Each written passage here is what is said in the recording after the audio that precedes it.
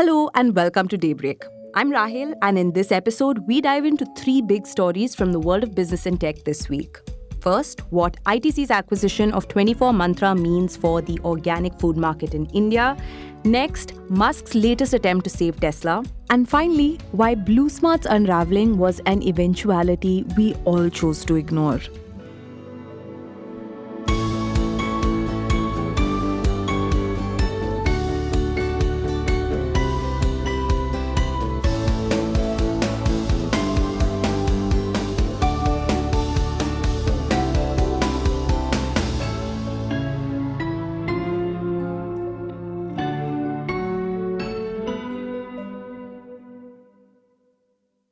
When the Tata Group acquired Fab India-owned Organic India last year, a lot of people were a little surprised by the deal. Yes, Organic India is among the oldest organic food companies in the country, but despite being in the business nearly 3 decades, it was barely profitable. And yet, Tata Consumer Products Limited was willing to pay close to 2,000 crore rupees to acquire it. That's nearly 6 times the brand's sales in FY24. Now, if you asked an analyst at the time, they would likely tell you that despite all of that, Tata's decision was an absolute masterstroke because it would give it a head start in a business that was on the verge of a massive breakthrough. So, why then, almost exactly a year later, was ITC able to acquire Sreshta Natural Bioproducts, which is the owner of 24 Mantra Organic, another one of India's oldest and best-known organic food brands, for a mere 470 crore rupees. For context, that's just about 1.6 times the brand sales. It seems like a steal compared to the Tata Organic India deal, don't you think? And you're probably wondering now, how did they manage to pull that off? Has the organic food industry taken a turn for the worse in recent months? Or was Tata's assessment last year completely wrong? Well, no. In fact, anything but. When the Ken's deputy editor Sitaraman G spoke to Sreshta's founder Rajshekar Reddy Seelam, he said now is as good a time as any for the likes of 24 Mantra. He largely credited quick commerce for that.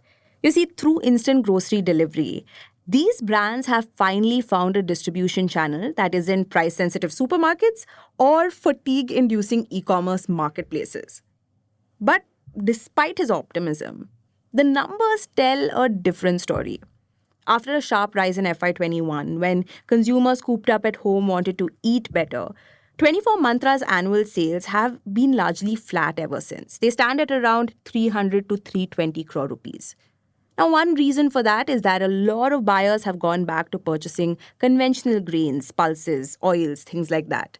But the other reason is that the state-run apex body for farm exports decided to suspend half a dozen certification agencies out of a total of 20.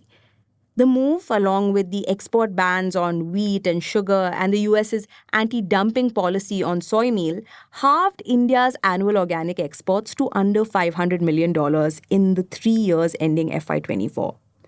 What could have also worked to ITC's advantage is that 24 Mantra's investors must have been quite eager for an exit after its listing plans fell through. Venture East and People Capital, which control 3/4 of the company, have been 24 Mantra's backers since 2007 and 2011 respectively. That's an eternity in the venture capital universe. But if you're thinking, hey, Organic India must be thriving, well, think again. Its performance is just as underwhelming. Its sales have been falling steadily, and even though its margins are better than 24 Mantras, Tata Consumer has probably realized by now that it was a little too generous with its offer. Here's a worrying stat. Neither of these two brands, despite being the oldest and most well-known in the country, have been able to reach 500 crore rupees in sales. Let's try and unpack why that might be the case. Perhaps it's because even the elite, the moneyed class, don't think that these products are worth the 60 to 70% premiums they command over their more affordable alternatives. There's also the fact that there isn't full clarity on just how organic these products really are. But perhaps that's where the backing of powerhouses like Tata and ITC will help. Because on their own, Organic India and 24 Mantra couldn't afford to decrease that premium. But now they might, at least to some extent. It's not just about a more efficient shop floor and squeezing some margins from retailers. Scaling this business means ridding thousands of acres of farmland of synthetic agri input residues. That is at least a 3-year process. This also means persuading more cultivators to make that switch, which would require a growing base of shoppers to willingly fill their carts with more organic food. And that will definitely take a while. Next up, the latest on Tesla and Elon Musk.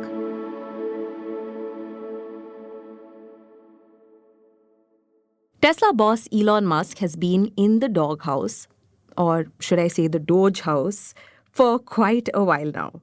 You see, business has not been looking good. Just this week, Tesla reported a 20% drop in car sales for the first 3 months of the year compared with the same period last year. Meanwhile, profits have dropped more than 70%. Investors aren't happy because, in the process, naturally, they have lost a lot of money too. And a big reason for that has been Musk's extracurriculars. His political leanings have sparked worldwide protests and boycotts of Tesla cars. Just to jog your memory, Musk, who also happens to be the richest person in the world, contributed more than $250 million to Trump's re-election campaign last year. And then we all know how he went on to lead the freshly minted Department for Government Efficiency, or DOGE, last year. Recently, the company warned its investors to brace themselves for some more losses.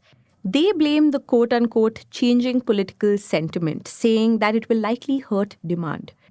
Of late, Musk and the Trump administration have been at odds over the much talked about tariff war between the US and China. You see, Trump's exorbitant tariffs on China are weighing quite heavily on Tesla.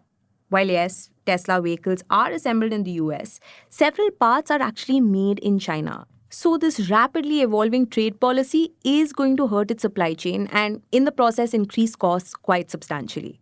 Which explains why Musk went ahead and made a rather unexpected announcement at his company's earnings call this week. In next month, May, my time allocation to Doge will drop significantly. I'll have to continue doing it for, I think, probably the remainder of the president's term, just to make sure that the waste and fraud that we stop does not come roaring back. So Musk basically said he would cut back his work for President Trump to a day or two a week. Now, interestingly enough, Musk has previously said that he would not join his company's earnings calls unless he had something to say. And well, this time around, he definitely had something to say. We're not on the ragged edge of death, not even close. But there are some challenges, and I expect that this year will be. There'll probably be some unexpected bumps this year. He's been getting a lot of criticism for his work with Doge. Remember, this is the body responsible for showing thousands of federal government employees the door within the first month of Trump's presidency. On its website, it claims that its cuts have led to an estimated $160 billion in savings. Meanwhile, over the same stretch, Tesla has lost roughly $600 billion in market cap. Now, the good news for Tesla is that Musk's little announcements seem to have worked, at least in the short term. The automaker's shares rose nearly 8% on Wednesday. But it's going to take a lot more than that to undo all the damage of the past year. Next up, the unravelling of Blusmart. Earlier this week, Blusmart informed customers that it was temporarily pausing operations. Now, we could talk about what SEBI discovered in its investigation or the arcane methods of how Blusmart's founders orchestrated the scheme, but frankly, that is far less interesting. Instead, it's the broader response to this that's much more fun to talk about. The response to news about the Blusmart collapse has been strikingly consistent. In some ways, Indian businesses, startups, and media personalities have built and monetized a content economy that's ultimately conformist, unremarkable, and post hoc. Praveen Gopalkrishnan explores how in this week's The Nut Graph. Check it out. Within hours of the SEBI order, thousands of full-time employees at companies opened LinkedIn on one tab, fired up ChatGPT on the other, and wrote bullet-pointed, neatly sectioned lessons, takeaways, and cautionary tales about what Blusmart's fall meant for the rest of us. The takes were startlingly indisputable. Corporate governance is important. Blusmart was loved by customers. Instances like this will hurt legitimate businesses. India is a low trust society. This is a reality check for the ecosystem. Systemic issues, structural problems, trust is everything. And of course, there's a stupid AI generated image attached to the post. There were responses from other founders who said equally trite things. Aman Gupta, co founder and CEO of Boat, wrote his incontestable opinion about the Blusmart saga. Quote, build not just fast but right. Close quote. Path-breaking. As if the alternate was what everyone else was doing. Sabir Bhatia, co-founder of Hotmail, wrote that the media, quote, shouldn't vilify all founders over one case. Close quote. As if India's business media has ever preemptively vilified a single startup founder over any case, anytime, anywhere. Who exactly is disagreeing with any of these opinions? Then there are the I guessed as much but I chose to say nothing opinions. Lesser known CEOs came out of the woodwork to say, I always thought something was off about Blusmart. VCs stopped recording their Techno Euphoria podcast with their portfolio founders for a moment to say, they came to me for funding but I passed. Again, nobody can corroborate or disagree with any of this. In some ways, Indian business startups and media personalities have built and monetized a content economy that's ultimately conformist, unremarkable, and post hoc. YouTube channels talk about masterstrokes and genius plans of companies only after the event and almost never before.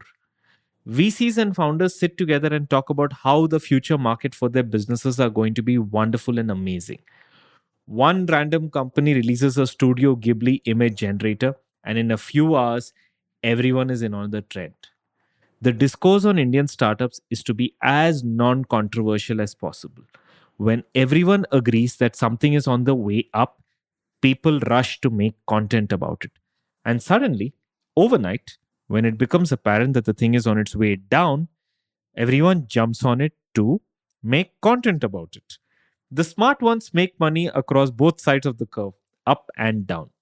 All content is created on uncontestable things.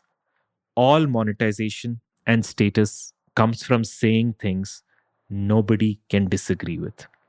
The unfortunate part of this is that I don't expect any of this to change. Just take Blusmart.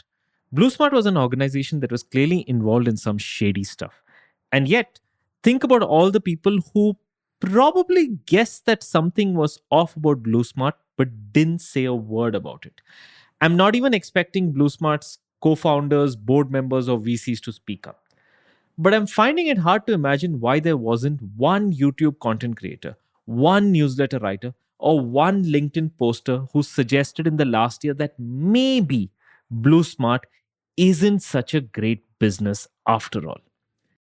Daybreak is produced from the newsroom of The Ken, India's first subscriber-focused business news platform. What you're listening to is just a small sample of our subscriber-only offerings. A full subscription unlocks daily long-form feature stories, newsletters, and podcast extras. Head to theken.com and click on the red subscribe button on the top of the website. Today's episode was hosted by Rahel Philippos and edited by Rajiv CN.